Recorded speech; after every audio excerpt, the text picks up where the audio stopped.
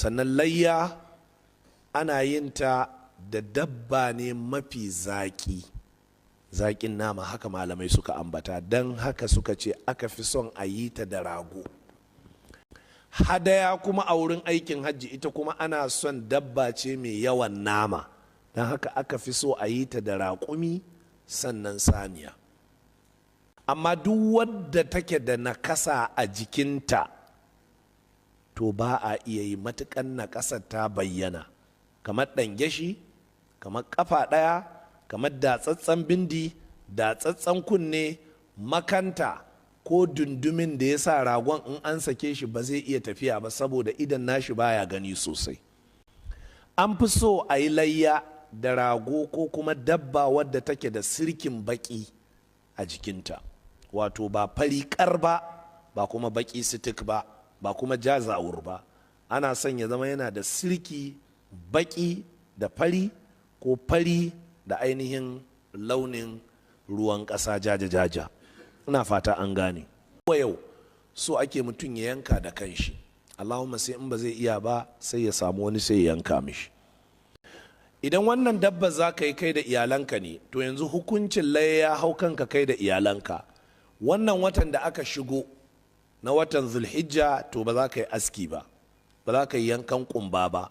Haka matakka ma za ta haƙura da kitso da yankan kumba da duk abin da zai zubar da gashi a jika.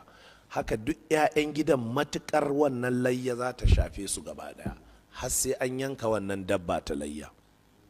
Ranar yanka wannan dabba ta layya kuma shine ranar sallah babba. Ranar yanka wannan dabba ta layya kuma shine ranar sallah babba. Ba a yankawa sai ainihin an sauko idi. To idan aka ce saukar idi shine ana nufin idin da kai ya shafe ka. Kamar yanzu a Zariya nan wasu masallatai suna sallar idi karfe 8, a daidai lokacin da wasu suke yi karfe 9, a daidai lokacin da wasu suke yi 9:30.